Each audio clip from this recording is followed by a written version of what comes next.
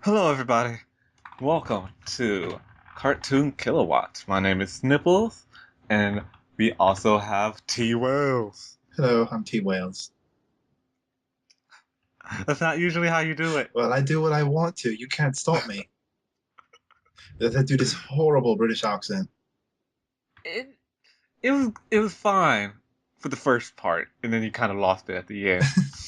It's hard to keep it up. It is. You know, we had to have T. Wales on this episode because he is so well, and this is C-Lab. But before we get to that... What a stupid bunch of wankers underwater for no reason. Pardon me. Before we get to that... I'm tired. I don't think I'm much anymore. Let's talk about one thing that I enjoy. Let's talk about that Czech funnel cake soda. See? Why are we bringing this back up? We talked about this like months ago. We need to bring it back up on this show. I enjoy that. I enjoy the idea that this exists. However, it's terrible. And you know, that could be said for a lot of things that we're going to experience on this podcast. I mean, that you could say that for Captain Planet. I'm glad it exists because it's so weird, but it doesn't taste good in my mouth. So, Czech, which is super cheap soda, I think you can get at Winn-Dixie. I don't know if you can get it anywhere else other than Winn-Dixie. Yeah, it's Winn-Dixie brand. Yes, it's Winn-Dixie brand. So if you don't know what Winn-Dixie is, it is a southern grocery store. And they created 3 new flavors of soda. They created key lime pie, funnel cake, and tropical fruit punch, which tastes exactly like regular fruit punch. And we tried this delicious, not really delicious funnel cake soda, and it's carbonated maple syrup is what it is. Yeah, that's pretty much it. Is it like we were talking about, you know, maybe if you don't have any syrup, but you're eating some pancakes, you need something to wash it down with. That's that. If the pancakes are dry, just get this soda. That's the only reason to have this soda, though. It's not good at all, but I want to advertise it on this podcast, so maybe you could, you know, find it and try it for yourself. I might be selling it on eBay right now for $42, so you can go on eBay, look up funnel cake soda, and give me that $42. I saw some people the other day buying that at Winn-Dixie, and I was like, no, don't do it. I don't even see it at Winn-Dixie anymore. I see the key lime pie sometimes. I usually just see the tropical fruit punch. But yeah, because it's like Surge. You remember when Surge first came back? And it's only sold it on Amazon. It sold out in like 20 seconds. This can be that. It's maple syrup soda. Don't act like you don't want that. You want that. You're watching cartoons and drinking maple syrup. It doesn't get more fitting than that. Until you find out how disgusting it is. But you don't know that yet. You have to experience it for yourself. And that's why, for the first part of this podcast, we talked about the delicious, non-delicious funnel cake soda. Yes, it doesn't taste like funnel cake. It doesn't taste anything like funnel cake. It doesn't even taste like powdered. There's nothing funnel cake about it. So it's maple syrup and lies. And we both know this. T-Wells and I. We've both experienced the horror. We did it for fun. Because we hate ourselves. Same reason we're watching C-Lab right now. Same reason we were playing Castlevania Lords of Shadow when we first reviewed it. But C-Lab, which takes place 5 years from now. Yeah. Yeah. And I want to remind folks that this show came out in 1972 for 13 episodes. There's a reason there's only 13 episodes. But technically 15 to run aired. There's a reason those last two didn't get aired. The opening of C-Lab is basically just an explanation. No effort. Like a lot of shows back in that day, though. Like their opening song, there's no opening song, and if there was, it's just let us explain to you the plot of this show. And that does not impress me. In the way it's very heavy-handed and unnecessary because it's a C-Lab. It's called C-Lab. It's people that live in a C-Lab. What more do you need to know? Now, before I get any deeper into this, I just want to say I've never seen C-Lab before. I've never heard of it before. The first time I heard of it was C-Lab 2021. Same for me, yeah. Which is weird, you know. I've seen so many Hanna-Barbera shows. Wait, let me correct. I'm sorry. I think I saw some episodes of Cartoon Network like really late at night or on Boomerang or something, like once or twice. And no, it's not until now that I found that it's only a 13 episode series. Right. Like I said, I've seen so many Hanna-Barbera shows, you know. So for this one to kind of slip my grasp, it made me curious to, and you know, of course, after loving C-Lab 2021, it definitely made me curious to go back and see this, which is why we're watching it now. And that was probably a mistake. So let's continue with episode 1 and how we feel about it. And I feel weird about it because let's just start with the voices. Not what I expected. Cause C-Lab, like Marco sounds like a serious guy. Oh, and I not know, some right? suave Mexican. Like compared to the 2021 voices, like they sound weird. Like Hash doesn't sound like Hash to me. It's like, why is he so serious? Why is that guy that used to sell people the stimmy tax? He just and the problem I have is not that it sounds different. I do have a problem with it, and that's basically that they sound very monotone most of the time. Yeah, they pretty much do. There is like no expression. It's like, oh, there's an earthquake. Really? We should check it out. Oh, sure. Put them all alert. Yeah. I mean, to go back and compare it again to Johnny Quest because of what we've seen, that's the closest to this show. You know, that had a lot more expression in this. Yeah. I mean, I really feel like they probably didn't have any faith in this series. And one of the things that makes me believe that is because all throughout the series, the frames are bad. Like the animation is bad. It's just a lot of stills. A lot of stills, a lot of stiffness, a lot of reuse, a lot of zoom, animated bits. A lot of zoom into faces. They zoom into the faces a lot, like so they don't have to show the whole body, and so they don't show their whole body's moving. They also do that for transitions. Like they zoom into the face. Yeah. But what happens when they do that is the face is perfectly still, and except for the eyes and the mouth.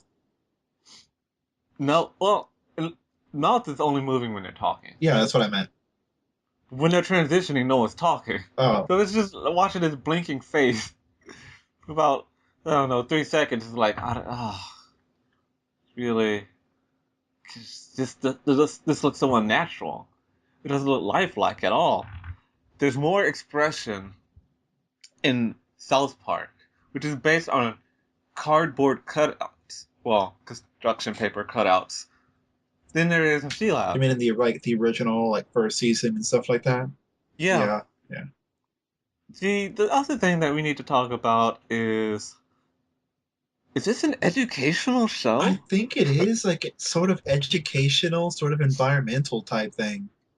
I This. don't like the first episode. You're just thrown in there. Like I get the intro, like tells you what's going on, but it's Hmm. like they're already there. They're already living there. There is no like getting used to them living there. It's like all of a sudden you're just forced to accept that this is their life. This is what they do. And the problem with that especially with this particular episode, is that people are in danger and you don't know anything about them, and so you don't care. And it's not really danger or anything. It's very circumstantial danger. Like everyone's fine, but if he does this, then he's going to be in danger. Like, yeah, well, he's probably not going to do Well, I that, mean, and first I of don't even care if all, he lives or dies. also first of all, you're like deep on the ocean floor or something. Like not maybe are they on the ocean floor? Yeah, they're on the ocean floor, but they're out diving with like diving equipment. Like they should have, like are those suits like special for like working underwater? Because they're not crushed. Yeah. Well, they must not be uh, very deep because in one of the later episodes, no, in the same episode, they were talking about, we shouldn't swim to the surface because we'll get the vents or whatever, right? But like that means they're close yeah. enough to the surface to swim up to the surface, so they're not that deep. I feel like they never would have made it But if they tried to swim to the surface. like, But see, here's the other thing about this, and that really weirds me out. Um, oh Dolphin wait, Boy hold on, has never seen the sun. hold on. I just realized I just looked at the wiki. They're on an underwater mountain. That's why they're so close to the surface. Okay. That's it. That's just why, which is weird. Yeah, because that doesn't sound like a sea, I guess. And so they just picked a spot in the ocean that's like close to the surface, but not too far deep in. And yet, still, Dolphin Boy has never seen the sun. I know, but and it's like they haven't. How long have they been down there? That's another thing. Exactly. That's another thing you don't know. Like you have children living down there, and it's like, were they All of their lives. were they born down there? Were they brought down there? Like it's apparently only a crew of 250. These kids' parents are out there doing all this stuff, and get these kids learning down here, and it's like, well, what do they do like for their throughout their day other than school and learning? Because they're kids. I mean, they got to do stuff. They swim in the swimming Yeah, pool swim in the swimming pool with or the, learn. what's it, sea lion? Yeah, or learn, and that's all they do. Yeah. I don't think at least in these first two episodes, they don't show like entertainment or daily life for them. It's just No. crisis after crisis. Well, crisis in quotation marks. Especially for episode two. Um, I mean, this. Let's try to get through. I guess the main problem in episode one, which is going to be difficult because I barely remember it. Barrels of radiation. Yeah, from the 70s. Um, and like there was like an earthquake or something, Yes, a and sea quake. sea quake, and it shook them loose from where they were, so they started spilling out to the ocean. Yeah.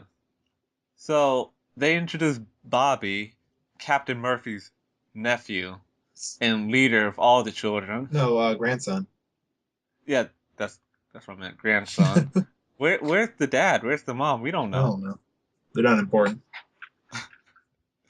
Why do they go out?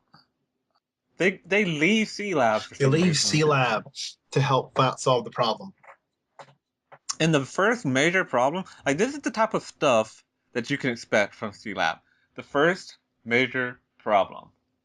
And it Turtles are eating the kelp from the kelp farm. Stop the turtles from eating all the kelp from the kelp farm. First of all, I feel like farming kelp is a very sad way to live. yeah, you would think they would eat But fish. at this point, that's when they get all educational with you. Before, they explained radiation, they explained what the binge was, And then they explain, well, kelp is used in ice cream and medicine. Something is important. Kelp, yes. So I don't eat fish. they don't. So what they're gonna do is stop the turtles. And how do they stop the turtles? By going turtle riding. That kind of seems like animal abuse a little bit. And then there's like Bobby goes, it's like riding a horse. Well, my problem with that is He's been on Dolphin this. Boy has never even seen the I've sun. never on So this. how do you assume that everyone knows what a horse is and how to ride it? That is true. So after that, they get lost. And the whole thing, like the whole recurring thing, other than radiation, is the bends. They're running out of oxygen. They're trying to make it home. But, don't panic. Don't swim up to the surface because you have to decompress for 2 days. Yeah. Do you have to decompress for 2 days? No. But they have to decompress for 2 days. And I used to think that's because they're so far underwater, but apparently, if what you say is true, that's not the case. They're not as far underwater as I would think they are, but they're still, deep enough. So, there's more educational moments that tell you that, hey, girls use less oxygen. They have smaller lungs and metabolize oxygen better. Then the kids get found because, well, screw it. The kids get found, and everyone lives happily ever after No, because then they they're love. like, oh, let's dump this radiation down this trench that was created, and then put sand over it, And and that solves the that's problem. it. That solves We're done. Yeah, pollution by polluting. we are done. It's Um, that's it. One of the things I found really weird about this show was the musical cues from other shows, mostly Scooby Doo. Well, it's a Hanna-Barbera show. I didn't know they shared musical cues and themes and them. Look, it's I've like never had that problem why before. bother creating new sound effects when you have old sound effects that exist and work just as well? I can't argue with that. There's also a scene in here where Captain Murphy's kind of like, everyone's here, safe from the radiation, except for my grandson. And then Marco goes, it's hard. Marco suggested something about, yeah, I know how much you care about the boy. And then Captain Murphy says, I guess you know how I feel about that boy. And I just think that sentence out of context is weird. And then Marco goes, you should tell him. It's good for you and him. I'm like, ah, don't make him, don't make him have a relationship with his grandson like that. Ah, okay. Yeah, that was the first episode. If it seems like we didn't mention a lot of things, that's because there wasn't a lot to mention. There's a lot of exposition. There's just a lot of explaining what's happening as it's happening, which is a reoccurring problem in this series. They don't they just talk a lot about exactly what's happening, and that's most of the dialogue. Episode 2 has the worst animation loop. Okay, these guys are outside swimming, studying fish, and while they're swimming, they get finished surveying the fish. They know that the fish are acting strange because there's about to be a red tide. Yep. This is the episode where they explain to children what the red tide is. And I forgot the name of the girl's name. Gail. Gail? Yeah. Yeah. Gail gets a pet dolphin for one episode. Yes, yes. I will get to that. But when they find the dolphin, right, they're swimming, and they re-loop this swimming twice. So it's the exact same scene. They just cut it and use it again, and then they get caught in this net. Like they couldn't have seen. They should have seen that net coming. It was like 3 feet away from them. How did they get caught in that net? It was right in front of them. They swam right towards the net. I don't understand, C-Lab. Help me out. It was incredibly visible. Then they explain what nylon nets are for. In detail, because again, this is an educational show. But I'm thinking, what child really needs to know about the ins and outs of nylon nets? Well, it's Is there too. like a 5-year-old with a full-grown beard that's also a fisherman that needs to know this information? Cause why? I don't understand. Help me out here, T Wells. I Cause can't help this you. I don't understand this. like I can get it when G.I. Joe teaches you something, right? G.I. Joe teaches you stranger danger. It makes sense because if a kid watches G.I. Joe and then he goes outside, he might actually have an ordeal with stranger danger. But he's never gonna have an ordeal with nylon nets. G-Lab. Okay, that rant out of the way. In the net, Gale finds the dolphin.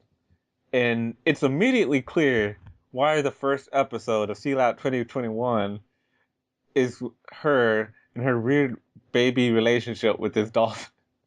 The dolphin is apparently sick or unhealthy, and it's a baby. And she's grabbing onto it and patting it down. It's just patting it. She pats it for so many seconds. Yeah. Like why are we wasting time watching this girl pat this dolphin? Can we move the plot along, please? No, you gotta keep patting this dolphin super hard. Okay, so here's the thing. The plankton is going bad. They're studying the plankton. They explain plankton, which might be something worth explaining to kids because those kids are gonna have to figure out what plankton is anyway. And while they're doing this whole the fish are leaving, we need to know why, even though it's obvious, and then we need to prepare for the red tide, which you don't because you live in a sea lab. So what is the red tide really gonna do? It's not gonna penetrate the lab as long as you don't be stupid and go out there, which they do. I just you, okay. To the main plot, the red tide is not the main plot. The dolphin is the main plot. So Gale is training this dolphin. And at first I'm thinking, okay, one, this dolphin is a baby.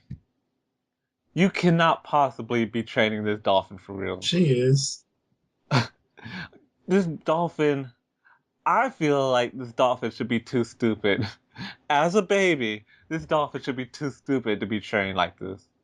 And then the second thing is, you know it, and I know it, but dolphins are notorious for rape.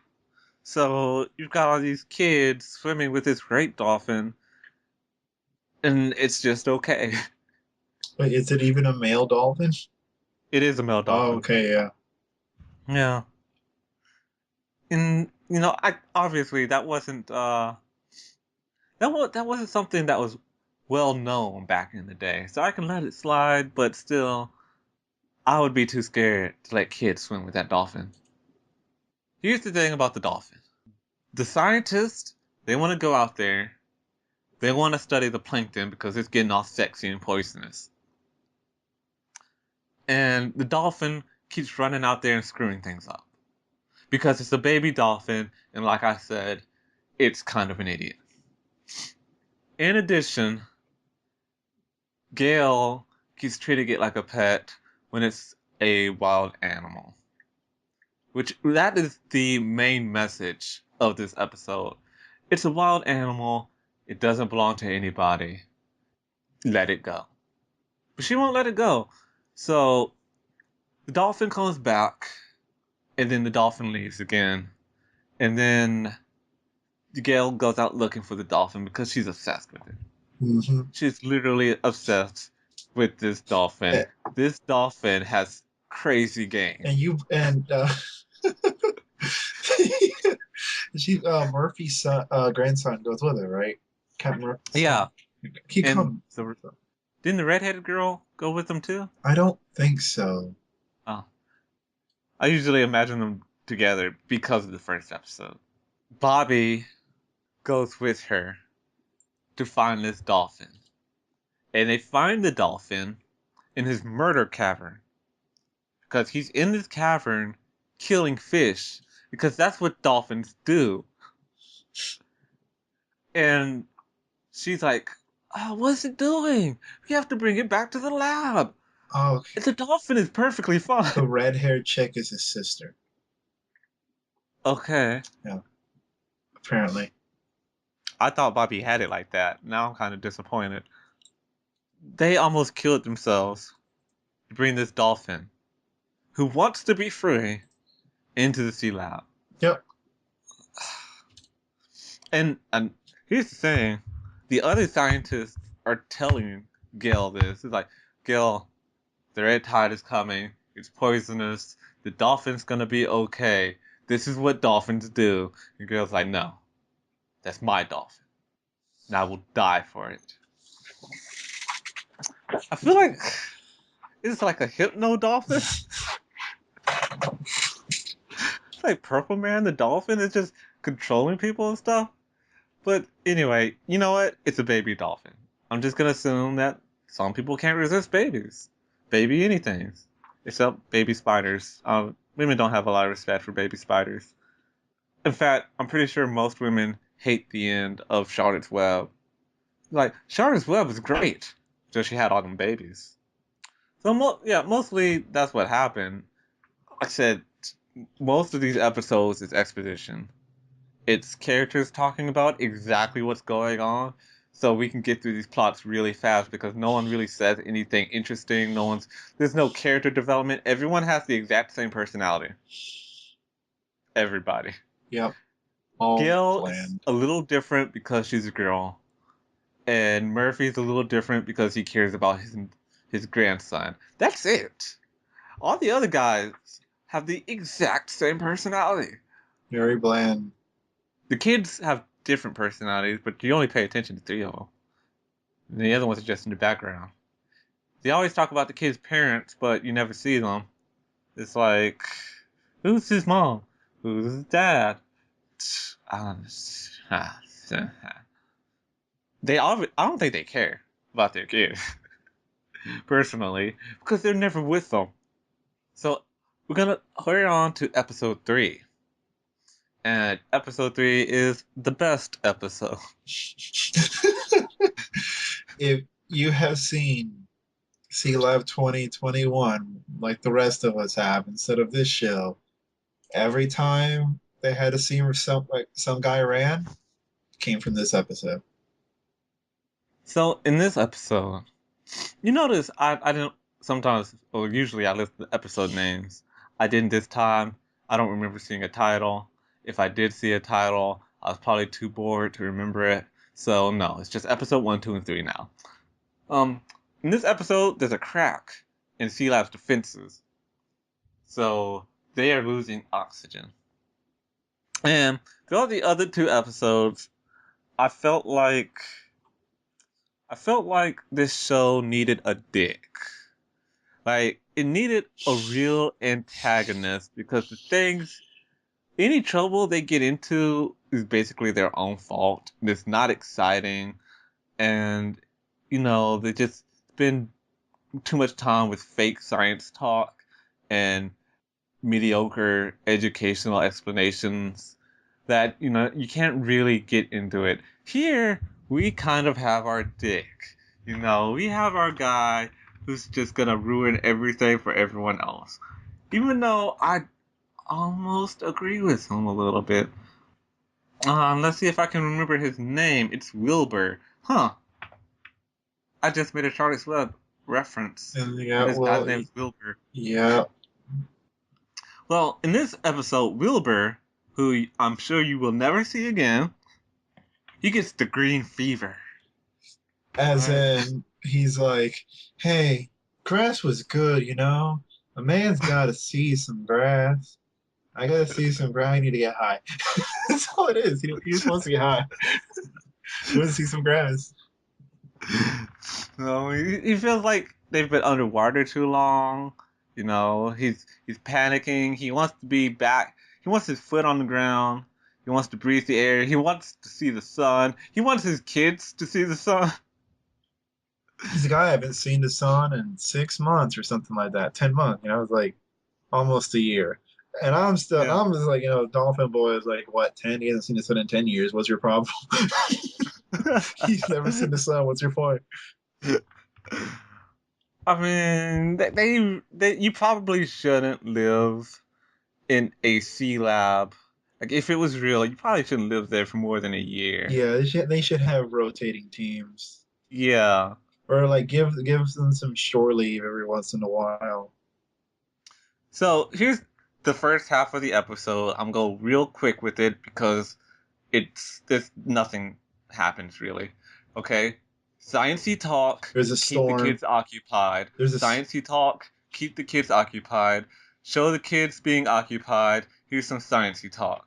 And then the good stuff happens. the good stuff by a guy who is causing all it to happen, and then he's complaining because it's happening. So Wilbur, right?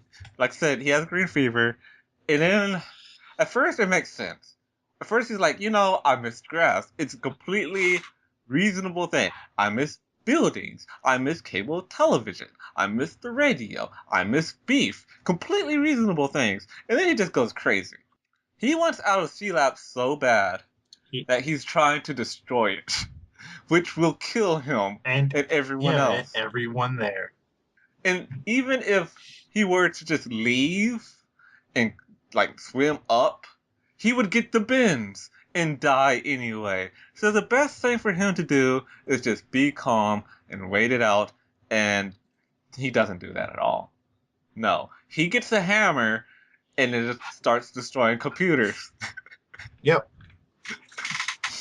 Now, what makes all of this great to me, why I love this episode so much, is this is the one episode where the terrible animation works for what's happening.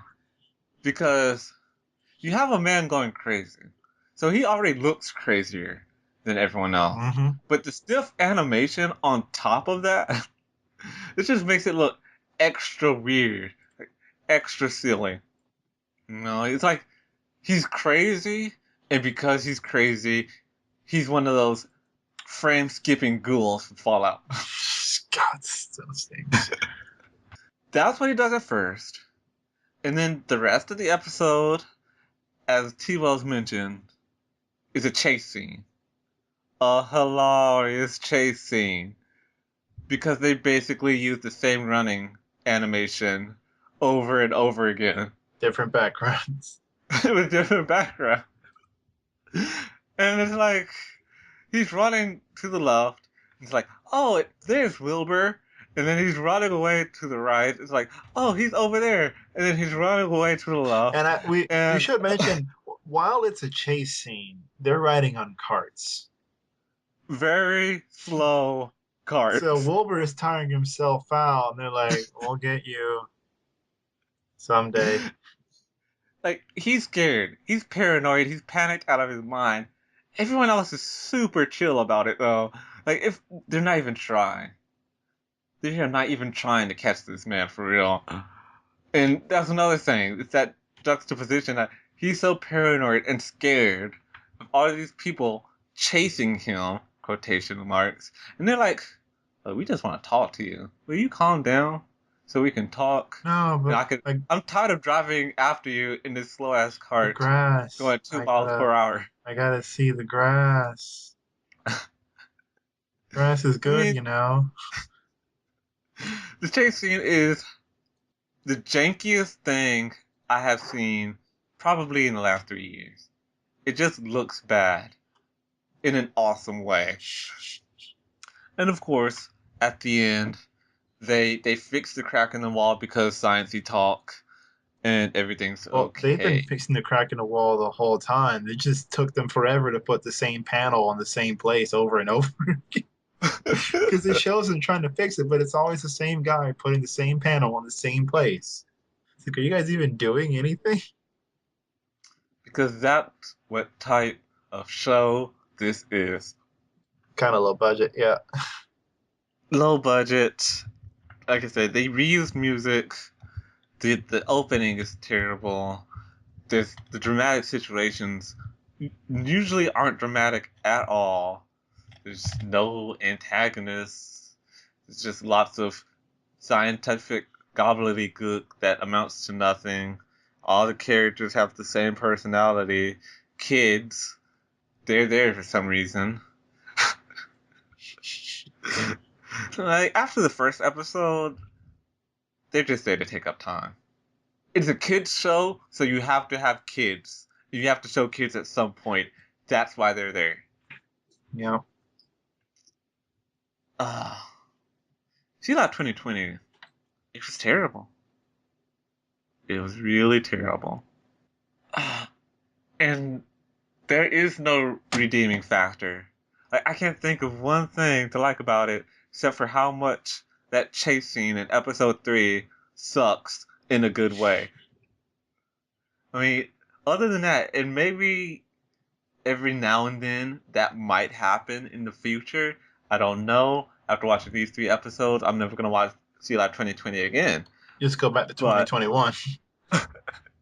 right? Just stick to 2021 because it does everything better.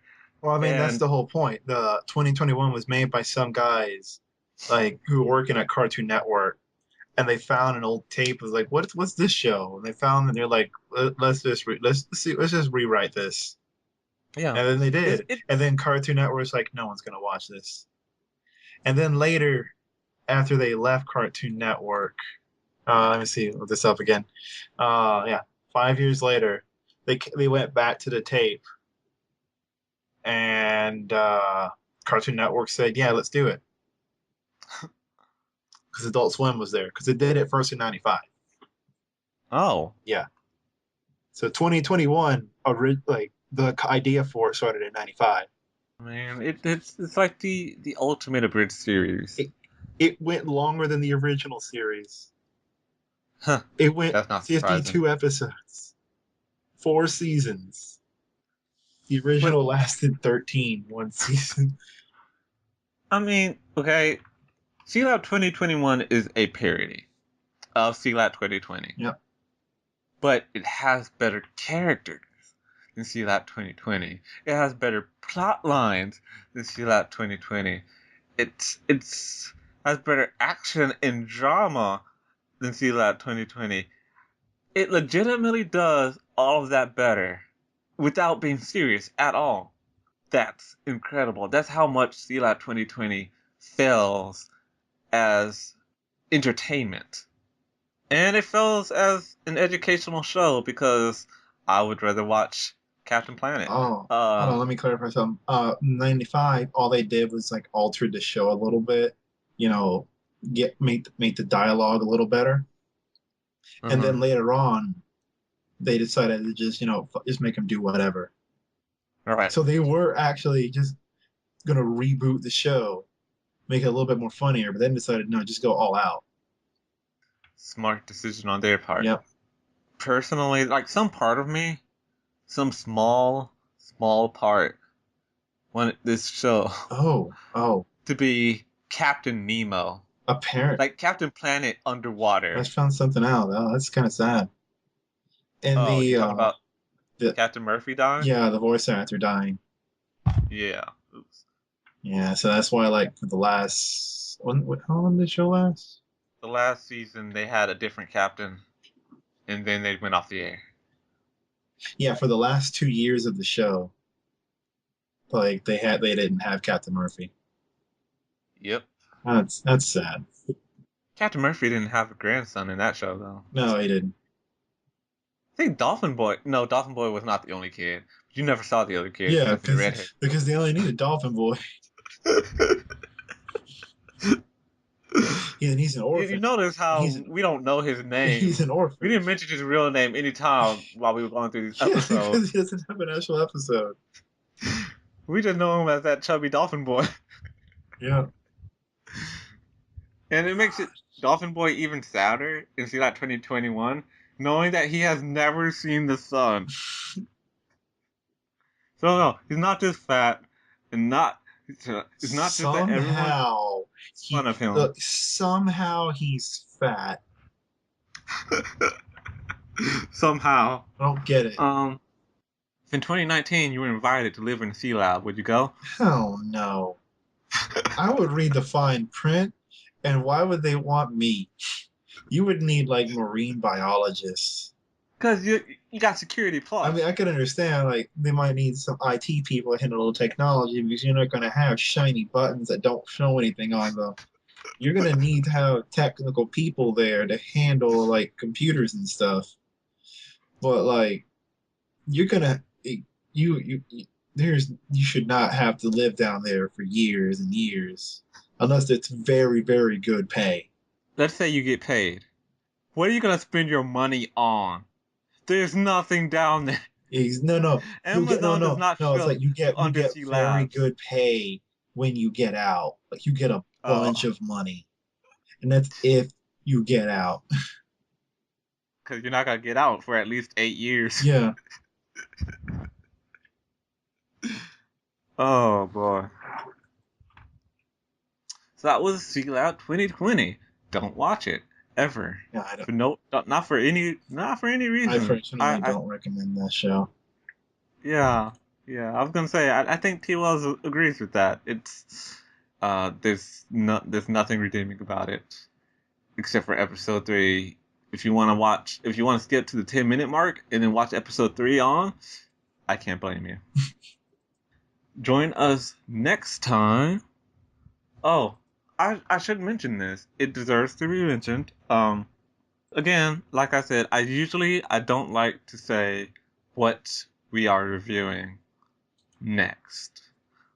But Stray isn't here tonight. And he's not here tonight because he fell asleep watching Yo Yogi. And he thinks that he's just not going to have to watch Yo Yogi. But T. Wells and I, we've seen Yo Yogi. We had to watch that shit. Well, now you know our opinion of it. And yeah, Stray's gonna find out the hard way that he can't escape. There's no escaping. So join us next time where we face Stray's greatest nightmare. Yo Yogi and the whole old crew. So join us next time. I assure you it'll be a much more entertaining episode because I do believe that there might be something of worth out of Yo Yogi. In fact, there is one thing off the top of my mind. Stray's suffering. Well, that's always worth it. So yeah, see some of Stray's suffering. Let me tell you, when Stray suffers, it is grade A suffering. Okay, it's so sweet and low calorie. It's like funnel cake soda. Alright, everybody. Thank you for watching. Oops. Thank you for listening to Cartoon Kilowatts. Oh, they're watching it. But, yeah, I'm Snipples. T. Wales. And we will see you later.